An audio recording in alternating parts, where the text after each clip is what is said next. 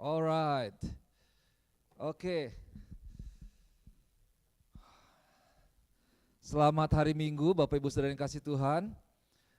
Selamat tahun baru, so happy Sunday once again, happy New Year. I think what's better than to start our day, our year, our month, our week with the words of God, with the church as we gather here together. Amen. Kita mulai minggu kita dengan firman Tuhan, itu ada yang terbaik buat kita ya.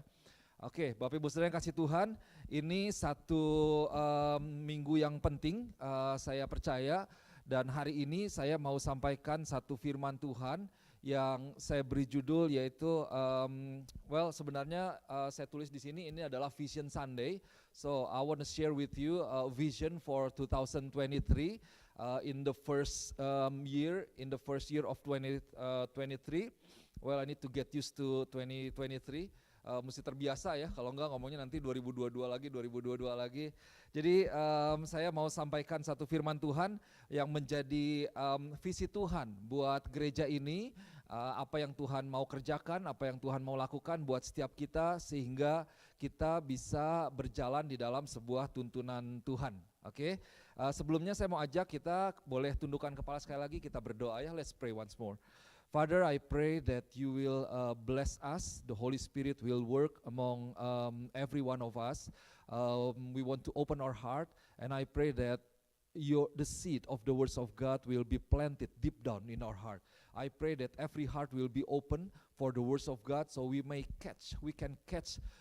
can understand with your wisdom, oh God, the will of God, the words of God. As the words is the solid foundation. Firman Tuhan itu adalah satu fondasi yang kuat, yang teguh di dalam kehidupan kami, dan biar hati kami Tuhan pada sore hari ini boleh terbuka akan firman Tuhan, hati kami boleh siap akan firman Tuhan, dan hamba-Mu berdoa setiap kami boleh menerima Tuhan, apa yang menjadi isi hati Tuhan. Di dalam nama Tuhan Yesus, kalau iblis mencoba untuk mengambil firman Tuhan, aku mau hardik di dalam nama Tuhan Yesus, dipatahkan kuasa setiap iblis yang mencoba bekerja di antara kami, sehingga sungguh kami boleh melihat Tuhan, kami boleh mengalami Tuhan, kami boleh menerima firman Tuhan pada sore hari ini. Di dalam nama Yesus kami berdoa mengucap syukur. Amin, amin, amin. So saudara yang kasih Tuhan, Vision Sunday. So this is I think the next first and second week we will hear about God's vision. Minggu pertama kedua ini kita akan mendengarkan apa yang menjadi isi hati Tuhan ya, apa yang menjadi perkataan Tuhan. Jadi saya lihat ini satu minggu yang penting, dan saya mengucap syukur buat setiap kita yang ada di sini, buat yang di rumah juga boleh menyimak dengan baik. Dan saya percaya ini direkam, kalau boleh mungkin bisa di zoom sekitar biar nggak terlalu kecil, sayanya di kamera biar bisa lebih jelas, nanti bisa kita lihat sama-sama kembali dalam sepanjang tahun ini. Dan saudara yang kasih Tuhan, kalau saudara main atau pergi sama-sama, berjalan bersama-sama dengan saya, atau cerita-cerita, beberapa dari saudara ini mungkin sudah tahu ya bahwa saya ini belakangan ya memang jujur karena memang sudah berumur ya. Jadi kayaknya kalau ngelihat handphone itu saya ngelihatnya sekarang udah agak jauh gitu. Kemarin yang jalan-jalan udah ngelihat, oh pastor ngelihatnya begitu makan sama-sama lihat handphone ngelihatnya mesti begini gitu. Oh pastor kayaknya udah mesti ke dokter mata nih kayaknya. Ya memang seperti umur ya, sudah semakin umur, jadi ya tahun ini resolusinya salah satu saya mesti ke dokter mata. Selain sehat rohani, sehat jasmani, sehat jiwani, jadi mesti sehat semua. Tapi saudara, saya memang merasakan bahwa ya kalau lihat handphone itu kayaknya kok kenapa ya, kayak semakin kayaknya belakangan ini tambah blur, mungkin 1 tahun ke belakang gitu, kayaknya mesti agak jauh, agak dibuka atau mata memicing sedikit, baru kayak dicari-cari, baru dapat kayaknya hurufnya yang bold gitu ya, kalau enggak kayak berbayang begitu. Kadang-kadang ngelihat yang slide di belakang itu kayaknya mesti begini dulu, ini matanya mesti agak memicing gitu. Kenapa gitu? Ini kayak belum bisa menerima keadaan diri sendiri. Kok kayaknya ada perubahan ya? Ya kadang-kadang ya itulah mesti jujur sama diri sendiri, mesti menerima keadaan diri sendiri ya, bahwa ya memang umur tidak bisa dihentikan, kita bertumbuh. Nah saudara yang kasih Tuhan, kalau kita lihat kata visi itu kan di dalam Merriam-Webster's Dictionary itu dikatakan the act or power of seeing. Jadi visi itu adalah sebuah tindakan kita melihat atau sebuah kemampuan untuk kita melihat gitu ya. Kemampuan untuk kita bisa melihat sesuatu. Nah, jadi visi ini adalah bagaimana kita bisa melihat sebenarnya dalam konteks kita dalam gereja apa yang Tuhan sedang kerjakan di dalam hari-hari ini gitu. Jadi visi ini merupakan sebuah hal yang penting. Kalau kita blur dalam pandangan atau kita perlu kacamata mungkin suatu saat. Kalau orang blur itu akan memberikan dampak yang nyata dalam kehidupannya sehari-hari. Dia berjalan akan semakin berhati-hati gitu. Kalau tidak dibantu dengan kacamata mungkin pada satu saat atau matanya tidak sehat atau yang terburuk misalnya seseorang menjadi buta, dia akan dengan mudah tersandung istilahnya. Dia akan mudah menabrak dan hal-hal yang buruk bisa terjadi kalau seseorang tidak memiliki sebuah penglihatan yang baik. Jadi kita bisa lihat bahwa visi itu adalah sebuah hal yang penting. Dan saya mau ajak kita lihat pertama, mari kita lihat apa yang firman Tuhan katakan tentang visi ya. Nah saudara, saya berdoa saat ini, hari ini kita boleh terbuka di dalam roh kita menerima benih firman Tuhan untuk menjadi panduan kita sepanjang tahun 2023 ini. So, kitab Amsal pasal yang ke-29 katakan seperti ini, ayat yang ke-18. Where there is no vision, the people perish, but he that keep the law, happy is he. Ini di dalam beberapa terjemahan supaya kita bisa menjadi lebih jelas. Dari New Living Translation dan The Message dikatakan begini, when people do not accept divine guidance, they run wild, but whoever obey the law is joyful. Jadi orang kalau mereka tidak menerima satu panduan, tuntunan yang daripada Tuhan, maka kita itu akan larinya jadi kemana-mana gitu, tercerai-berai kalau tidak ada panduan daripada Tuhan. Kemudian dari The Message kita bisa lihat begini, if people cannot see what God is doing, they stumble all over themselves. But when they attend to what He reveals, they are most blessed. Dikatakan bahwa kalau kita tidak bisa melihat apa yang Tuhan sedang kerjakan hari-hari ini, kita itu akan stumble all over themselves. Ya, kita akan mudah tersandung, kita akan mudah jatuh, kita seperti tadi akan mudah tercerai-berai. Jadi saudara, memang visi ini adalah satu hal yang penting nih. Di dalam bahasa Indonesia ini dikatakan bangsa yang tidak mendapat bimbingan dari Tuhan itu menjadi bangsa yang penuh dengan kekacauan. Berbahagialah orang yang taat kepada hukum Tuhan. Jadi saudara, 2023 dan seterusnya di dalam kehidupan kita, di dalam kehidupan keimanan kita, kita perlu berjalan berdasarkan tuntunan yang daripada Tuhan. Ada amin.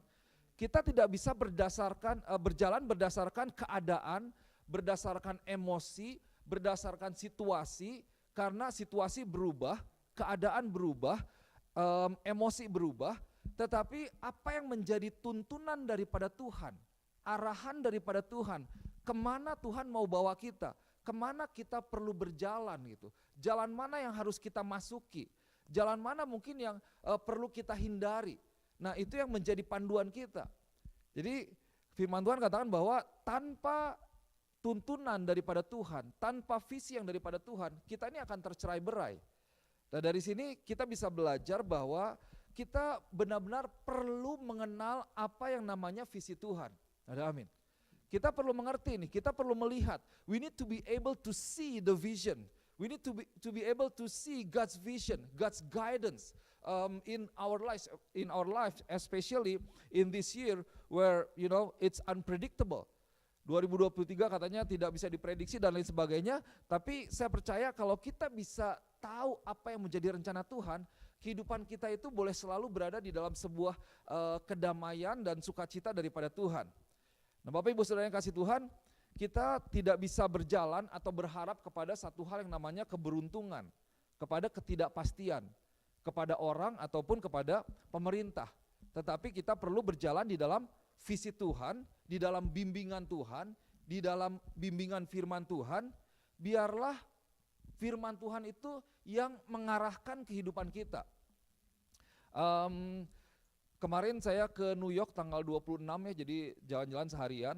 Nah pulangnya itu terakhir ke Times Square. Jadi biasa orang dari desa ya, kalau orang Bandung itu dulu ada film namanya Kabayan Sabakota. Jadi kita orang desa itu ngelihat lampu kayaknya biasanya ngelihat pohon terus, kayaknya ayo lah ngelihat lampu gitu, kayaknya ngelihat lampu kayaknya wah ini luar biasa ya. Jadi turis kayaknya. Padahal udah berapa kali, ya seneng lah. Tapi dari situ ternyata pas pulang itu kan bensin udah mulai tipis tuh. Jadi saya mesti cari bensin dulu, cari pompa bensin untuk isi bensin. Well, ya lihat aja di GPS karena bukan daerah kekuasaan, jadi nggak tahu ini ada pom bensin di mana, ikutin aja GPS. Diarahkan oleh GPS isi bensin dan setelah itu udah ikut aja. Ternyata ya GPS kan di set selalu ke yang paling cepat ya, yang paling cepat, yang paling ya efektif lah, yang paling cepat. Nah ternyata jalan pulang ke New Hampshire itu diarahkannya bukan jalan yang pergi dari sini. Biasanya kan lewat berapa tuh kayak kita waktu pergi ya ke Pennsylvania itu pokoknya exit 22 gitu ya kalau nggak salah dari sini ya, dari 495. Nah ini bukan lewat situ, jadi jalannya ya naik turun panjang terus yang ada terowongan, mungkin pernah lewat Hutchinson Parkway, Sturbridge apalah begitu. Nah itu lewat situ. Tapi itu malam-malam dan sampai sini sekitar jam 3:15 kalau tidak salah ya. Jadi emang malam. Jadi itu gelap, mobil cuma 1-2 karena sepi. Saya nggak tahu ini di mana ya. Tapi ya ikutin aja, betul ya. Kita ikutin aja, jalan aja. Pokoknya nggak tahu kemana dia disuruh belok. Jadi kadang-kadang memang kan ini kita sama istri nggak nurut, tapi kalau sama Jennifer, sama siapapun nama GPS saudara kita nurut. Turn right kita ikut turn right gitu, turn left gitu, go straight gitu. So you better follow GPS, especially your wife. Gitu ya. Jadi ikut aja gitu dan pada akhirnya, well saudara begitu kita ikutin, kita nyampe di rumah. Saya nyampe di rumah. Nah ada kalanya memang dalam kehidupan kita itu kita nggak ngerti atau kita nggak tahu saya ini ada di mana nih. Ini mungkin gelap, ini mungkin kok kayaknya belum pernah lewat seperti ini. Wah ini pengalaman yang baru. Tapi kembali bahwa firman Tuhan itu menjadi seperti GPS yang ada dalam hidup kita yang menuntun kita nih dari langkah demi langkah kemana kita perlu berjalan. Kita mengalami, kita tidak tahu nih besok mau ngapain misalnya. Apalagi kalau ada masalah, kayaknya bingung. Ini ambil keputusan seperti apa ya? Saya harus melangkahnya kemana? Ambil keputusan apa? Sepertinya antara emosi, antara logika, pikiran, antara kata orang itu menjadi satu hal yang membingungkan. Tetapi kembali secara sederhana, firman Tuhan itu adalah penuntun dalam hidup kita. Kita perlu kembali selalu kepada firman Tuhan. Dan secara spesifik lagi di setiap tahun saya percaya Tuhan juga mau membawa gereja Tuhan untuk naik lebih lagi, untuk bertumbuh lebih lagi, untuk selalu memiliki kekuatan, penghiburan, sukacita. Untuk itu ada pernyataan yang daripada Tuhan, yang Tuhan berikan kepada gerejanya, kepada setiap kita umat Tuhan, secara spesifik dari tahun ke tahun, dari minggu ke minggu bahkan. Dan visi Tuhan itu adalah sebuah hal yang progresif, yang berkembang, yang tidak bosan. Tetapi satu hal yang berkembang yang membawa kita untuk boleh terus mengalami Tuhan secara utuh, berkat Tuhan dan perjalanan pengalaman yang luar biasa bersama dengan Tuhan. Ada hal yang saya dapatkan secara pribadi pada bulan Oktober tahun 2022 kemarin. Jadi waktu di RS kami berdoa sama-sama. Ada satu impresi yang memang Tuhan berikan di dalam hati saya ya. Jadi saya doakan juga selain nanti kita akan lihat apa yang menjadi visi Tuhan buat gereja ini di tahun 2023 ini. Dari kitab Yesaya pasal yang ke-43, ayat yang ke-18 dan ayat yang ke-19. Firman Tuhan katakan seperti ini. Janganlah ingat hal yang dahulu dan janganlah perhatikan hal-hal yang dari zaman purbakala. Lihat, aku hendak membuat sesuatu yang baru, yang sekarang sudah tumbuh, belumkah kamu mengetahuinya? Ya, aku hendak membuat jalan di padang gurun dan sungai-sungai di padang belantara. Dalam New International Version dikatakan begini, forget the former things, do not dwell on the past. See, I am doing new thing. Now it springs up. Do you not perceive it? I am making a way in the wilderness and streams in the wasteland. Nah saudara yang kasih Tuhan, kalau lihat ayat yang ke-18, ini memang sebuah ayat yang mengingatkan kita bahwa kita tidak bisa tinggal You cannot dwell. Engkau tidak bisa tinggal di masa lalu. Dan ini ayat ini biasanya disampaikan atau umum kita dengar waktu kita memasuki sebuah hal yang baru ya, dalam sebuah perjalanan yang baru. Jadi jangan ingat-ingat hal yang dahulu, jangan tinggal terlebih di masa lalu. So let's move on 2023. Don't dwell in your past. Don't dwell in 2022. Don't dwell even in 2020. Don't dwell even in 2015. Ini maksudnya apa? Jangan sampai seringkali kita nih tinggal bukan hanya di dalam kekecewaan kita. Kita punya kecewa, kita bawa kecewa kita sampai ke tahun yang baru. Kesalahan kita sampai ke tahun yang baru. Dan bahkan bukan hanya hal-hal yang buruk atau jelek, tapi seringkali juga kita terjebak kepada kesuksesan masa lalu yang membawa kita tidak bisa mengalami kesuksesan yang baru yang daripada Tuhan. Atau kita begitu senang dengan berkat yang kita alami 3 bulan lalu misalnya, sehingga kita tidak mengalami sebenarnya ada satu hal yang baru yang daripada Tuhan di tahun ini. Ada amin. So ayat 18 ini bilang bahwa jangan tinggal di masa lalu, oke? Jangan tinggal di masa lalu, jangan ya kita hidup di masa lalu tetapi lupakan. Kenapa? Karena ada satu hal yang baru daripada Tuhan. So we need to move on. Kita perlu move on. Kita perlu berjalan berjalan lebih lagi. Oke. Dari ayat ini kita bisa belajar ada beberapa hal. Yang pertama kita belajar hal penting dari ayat ini. Di ayat yang ke-19, berapa banyak saudara percaya dan ketika saudara dengar, saudara boleh aminkan di dalam rohmu, engkau terima firman Tuhan, engkau terima di dalam iman. Ada amin? So yang pertama, God is doing a new thing. Okay? God is doing a new thing. Well, Tuhan ini sedang melakukan hal yang baru. Tuhan melakukan hal yang baru, Tuhan menyediakan satu hal yang baru buat setiap kita. Firman Tuhan katakan bahwa kasih-Nya itu baru setiap pagi. Amin. So, baru, jadi beda dengan yang sebelumnya. Berkat-Nya baru setiap pagi, setiap hari. Beda dari kemarin, beda dari bulan lalu, beda dari tahun lalu. Berapa banyak saudara senang kalau mendapatkan satu hal yang baru? Handphone baru misalnya, mobil baru gitu ya. Wah, biasanya dari tahun ke tahun kalau sambil ya saya senang dengan teknologi, ini tunggu kan Samsung mau keluarin yang barunya seperti apa nih. Wah ya, Februari katanya mau di-announce. Kalau Apple bulan apa? Tengah tahun biasanya ya. Wah, iPhone 15 berarti ya tahun ini ya. Kemarin 14 ya, iPhone 15. Wah, apalagi nih? Tapi berapa banyak engkau sadar bahwa di dalam sesuatu hal yang baru itu seringkali dibutuhkan yang namanya perubahan atau persiapan dari diri kita. So, engkau perlu adjust, engkau perlu mengikuti itu. Waktu ada mobil baru, ini kan kayaknya dari Toyota tahun 2007 ya ke mobil tahun 2022, itu berarti berapa belas tahun itu ya. Ini saya meskipun mobilnya gak keren-keren amat, kayaknya mungkin yang lain lebih keren. Ini saya kayak di dalam pesawat ya kayaknya. Layarnya ada 3, buttonnya banyak sekali, ada di setir, ada di sini, ada di bawah lah, di mana di sini sebelah sini ada, di mana-mana ada gitu.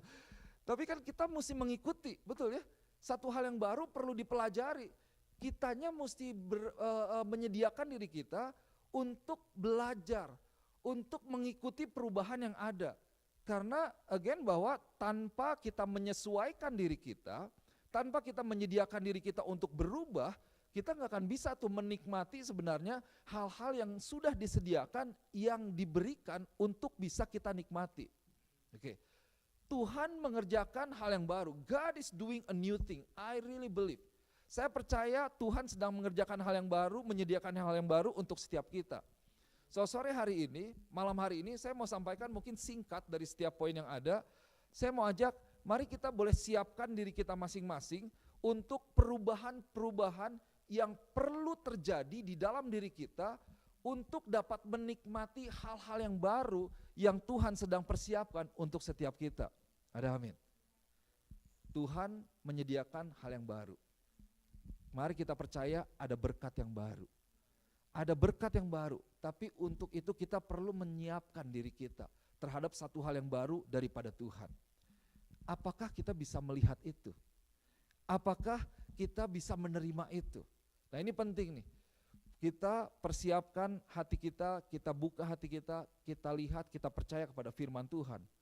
Mungkin engkau berpikir again bahwa ini kayaknya ya begitu-begitu aja. Kayaknya sudah lama ya tidak ada perubahan. Tapi percaya, terima di dalam imanmu. Ada hal yang baru yang Tuhan siapkan, Tuhan mau berikan kepada setiap kita. Ada amin? So Tuhan mengerjakan hal yang baru. Yang kedua, the second point, yaitu God is growing something. Tuhan sedang membawa sebuah pertumbuhan. Now it springs up. Di dalam bahasa Indonesianya tadi dikatakan bahwa tidak tahukah kamu bahwa ini yang sekarang sudah tumbuh. Ketika saya persiapan untuk firman Tuhan ini, Tuhan ingatkan bahwa di tahun 2022 tentu kita banyak berdoa nih.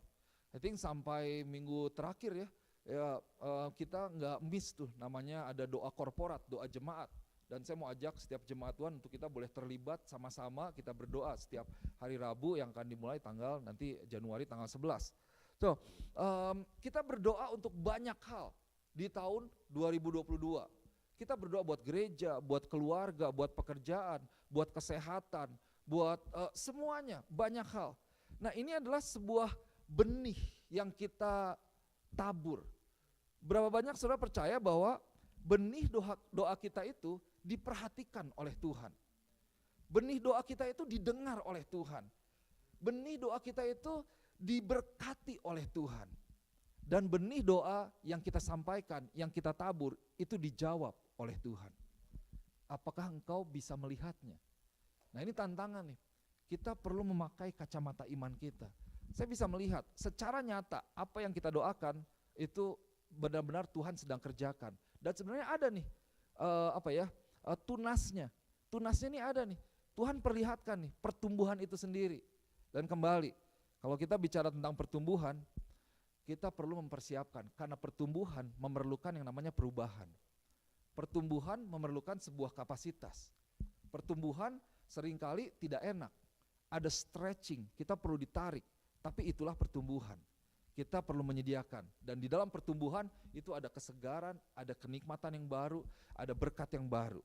So, yang pertama, God is doing a new things, and the second point, God is growing something, and then the third point, God is working a miracle. Berapa banyak saudara percaya? God is working a miracle. Firman Tuhan tadi katakan, di sini ditulis ya, I am making a way in the wilderness and streams in the wasteland. Bahasa Indonesianya dikatakan, aku hendak membuat jalan di padang gurun dan sungai-sungai di padang belantara. Oke, firman Tuhan katakan seperti itu. Ini sebenarnya bicara tentang apa sih? Ini bicara tentang satu hal yang tidak mungkin atau tidak masuk akal buat manusia, tetapi mungkin bagi Tuhan. Ini berbicara tentang sebuah terobosan atau sebuah mujizat, bahwa kita ini punya Tuhan yang mau dan Tuhan yang mampu dan Tuhan yang mengerjakan semuanya. Bapak Ibu Saudara yang kasih Tuhan, saya so excited, saya berdoa, saya percaya bahwa di tahun ini ada breakthrough untuk setiap kita.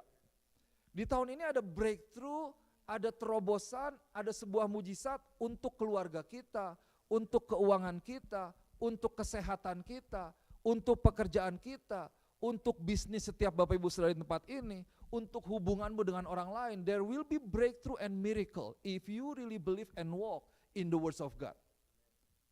It's a good place to say amen. Mari kita terima firman Tuhan. Saya lihat, dalam beberapa minggu kita belajar tentang faith over prediction, words over prediction. Jadi kita kembali firman Tuhan terlepas dari prediksi atau ramalan orang atau apa yang kemungkinan terjadi di tahun 2023 ini dengan krisis dan sebagainya. Tetapi saya excited. Kenapa?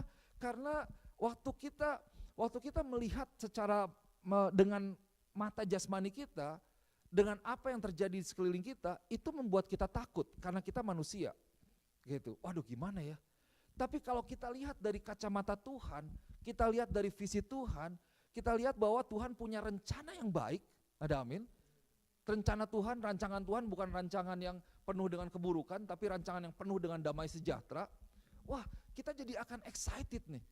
Pertanyaannya, dari mana kita melihat? Gitu. Nah, saudara yang kasih Tuhan, kita perlu melihat bahwa sebenarnya bahkan miracle itu kan terjadi di dalam sebuah kondisi di mana ada situasi yang tidak mungkin, betul ya? Orang yang sepertinya, aduh berdoa nggak mungkin nih. Dokter sudah vonis demikian, nggak mungkin. Wah kayaknya nggak bisa. Ekonomi seperti ini nggak mungkin. Nggak bisa untuk bisa berkembang lebih lagi. Tapi justru di dalam ketidakmungkinan, disitulah tanah yang tepat untuk mujizat bisa terjadi. Karena mujizat terjadi bukan di dalam kondisi yang normal. Kalau engkau biasa-biasa saja, well, saya ini Tuhan berdoa ada mujizat di dalam kesehatan saya. Orang saya sehat kok. Tapi kalau saya sakit, dokter udah bilang kamu gak bisa sembuh, disitulah mujizat Tuhan terjadi. Dan itu bisa terjadi. So, God is working a miracle. God is working a breakthrough for our life. I really pray that you will experience breakthrough, miracle for your business, in your finance, in everything. We as the church, we will experience God's breakthrough and miracles in 2023. Saya sungguh percaya, saya mau ajak kita boleh berjalan di dalam visi Tuhan. So, buat kita sekarang apa? Janji Tuhan ada. Janji Tuhan itu menjadi jaminan buat hidup kita. Janji menjadi jaminan. Janji menjadi sebuah jaminan buat ketenangan buat kita. Kenapa? Karena kita tahu bahwa ada Tuhan yang berjalan bersama dengan kita. Pertanyaan yang perlu kita renungkan, so some questions to ponder. Number one, don't you see it? Seperti tadi firman Tuhan katakan, sudahkah engkau melihatnya? Gitu. Don't you see it and then do you believe in it? Apakah engkau percaya? Nah ini dia. Kita perlu melatih nih memang mata rohani kita.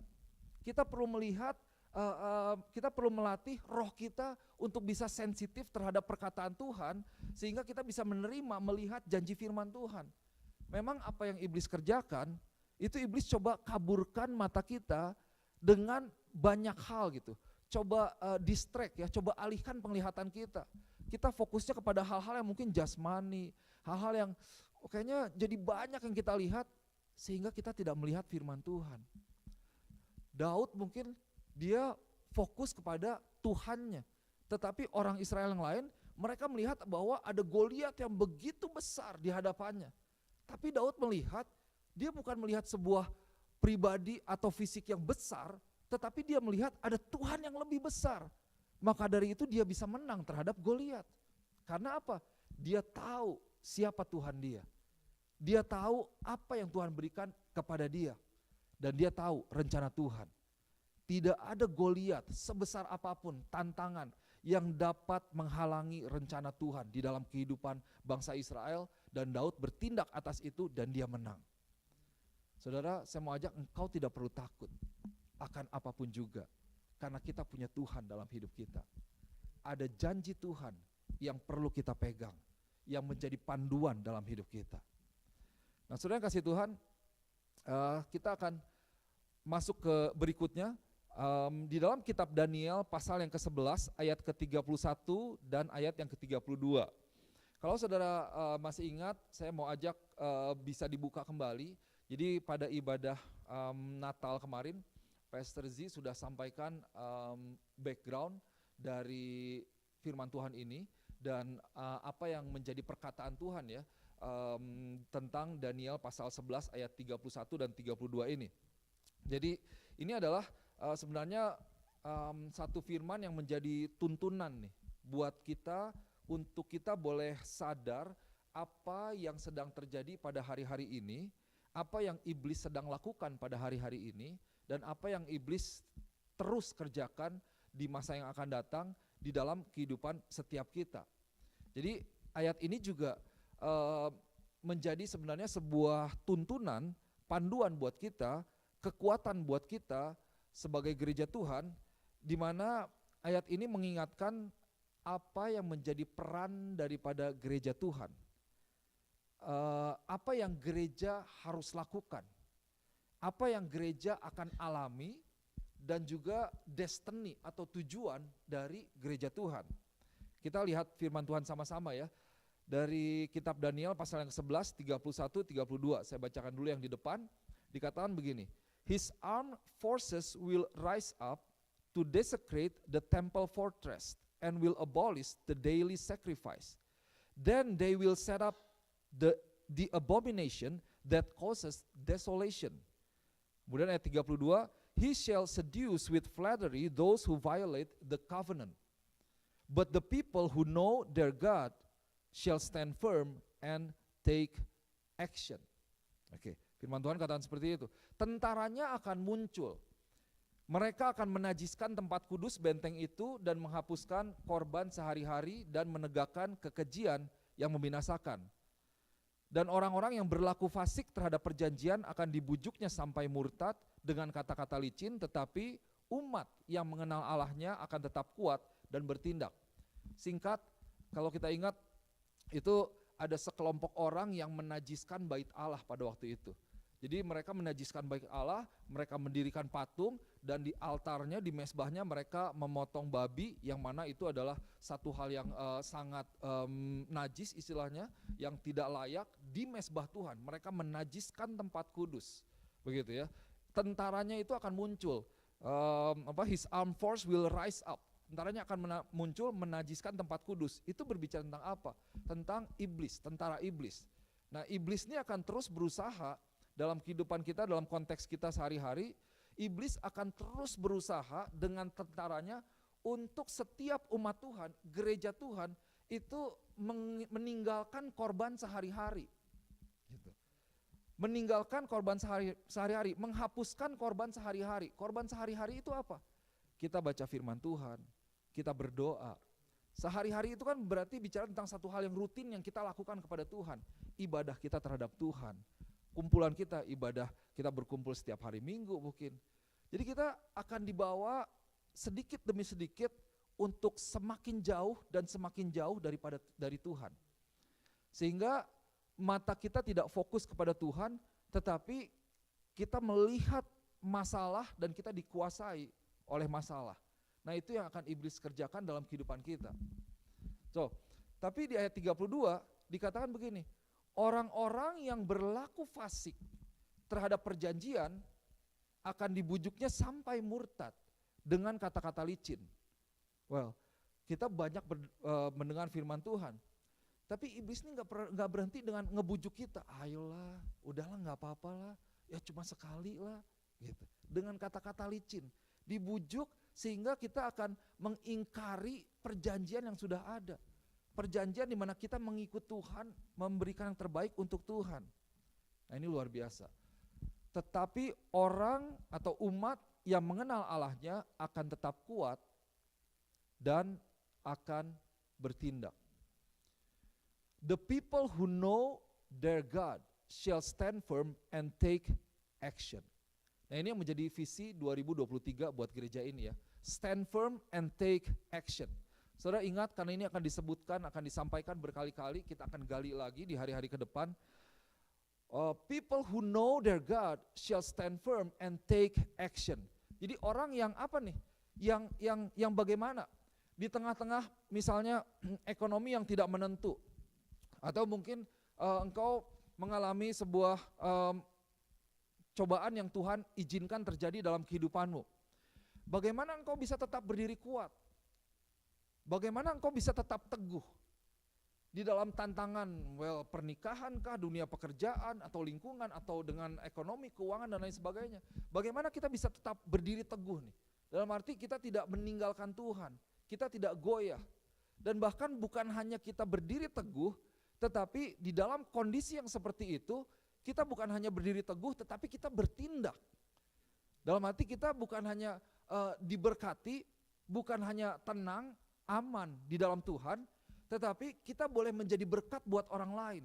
Kita membawa perubahan, kita membawa dampak kepada orang lain. Mungkin ya iblis bisa curi harta dari umat Tuhan, tetapi saya percaya Tuhan berikan mandat dan Tuhan memberkati gereja Tuhan, terlebih di tengah-tengah krisis yang ada, untuk kita menjadi berkat buat orang lain. Karena kalau bukan gereja Tuhan yang memberkati, siapa lagi? Gereja dipanggil Tuhan untuk memberkati. Dan di tengah-tengah krisis, Tuhan mau pakai gereja Tuhan. Tuhan mau pakai setiap Bapak Ibu Saudara di tempat ini untuk menjadi berkat buat orang lain. Berapa banyak saudara percaya bahwa Tuhan sanggup memberkatimu berlipat kali ganda terlepas daripada situasi yang ada. Kenapa? Karena Tuhan mau pakai dirimu untuk menjadi berkat buat banyak orang. Tidak berhenti hanya kepada soal keuangan. Itu yang paling kecil kalau menurut saya. Tetapi kita bawa di dalam kehidupan kita bahwa ada Yesus yang penuh dengan kedamaian. Ada pengharapan di dalam Tuhan. Ada sukacita. Ada ketenangan dalam Tuhan. Itu yang dibutuhkan banyak orang di masa yang akan datang ini. Saudara yang dikasihi Tuhan, kunci untuk kita bisa berdiri teguh dan kita bisa bertindak, yaitu kita perlu mengenal Tuhan kita lebih lagi. People who know their God. Who know their God. So again and again and again, I want to encourage you. Let's get into a deeper relationship with God. Because that's the key to be able to stand firm and even to take action in the midst of uncertainty. In the midst of everything that we will experience.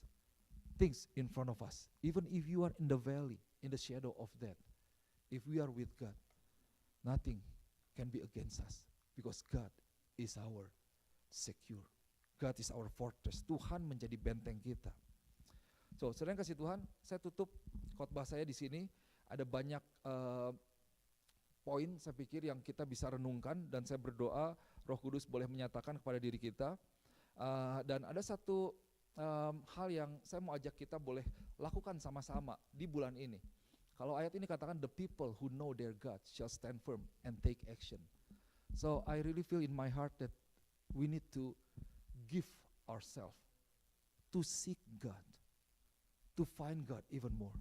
Kita perlu nih benar-benar untuk mengenal Tuhan, mengenal jalan Tuhan, mengenal janji Tuhan, mengenal pribadi Tuhan, mengenal rencana Tuhan, mengenal tujuan Tuhan, mengenal bimbingan Tuhan. Kemana sih? Gitu. So mari jangan kita lakukan. Saya mau ajak kita untuk berpuasa bersama-sama. Jadi mulai Januari 11 sampai 31. Jadi dari sekarang kita punya waktu ya.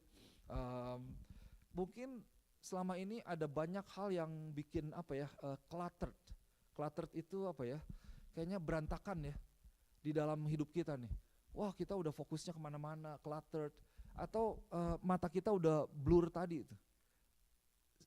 Di masa ini saya percaya nih kita bisa fokus lagi, kita kembali lagi kepada Tuhan, kita latih lagi untuk kita boleh lebih dalam firman Tuhan, melihat apa rencana Tuhan, mengenal Tuhan intinya. Kenapa? Kenapa sih? Karena ini menjadi kunci penting tadi. Kalau kita kenal Tuhan, kita tetap kuat.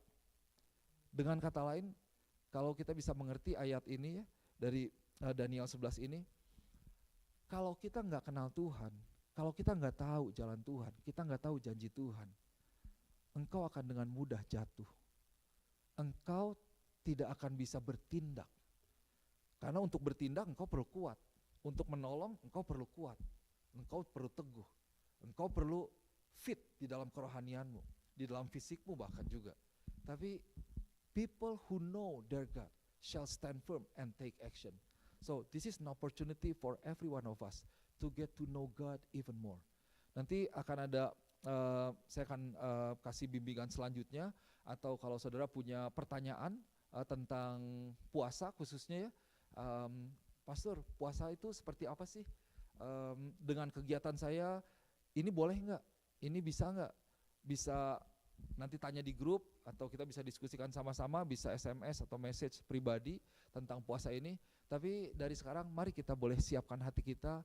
Let's prepare our heart. Kita siapkan hati kita. Kayaknya saudara,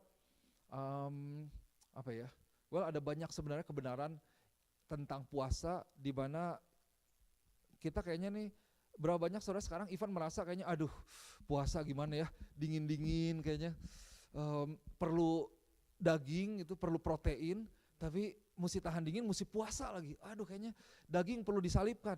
Wah saudara, buat saya yang tipis begini kan puasa dingin-dingin ini lebih berat lagi gitu ya. Cadangannya lebih sedikit lagi gitu. Tapi saya percaya ini menjadi momen breakthrough di dalam hubungan kita dengan Tuhan yang membawa kita untuk teguh dan kita bisa bertindak menjadi berkat buat orang lain. So again, we will have 20 days corporate fasting, puasa korporat, puasa sama-sama, mulai tanggal 11 itu kalau tidak salah hari Rabu atau Kamis ya. Rabu jadi genap 21 hari. Kenapa 21 hari? Untuk di Alkitab itu ada puasa 7 hari disampaikan, ada 21 hari dan ada 40 hari gitu. Kalau engkau mau 40 hari boleh.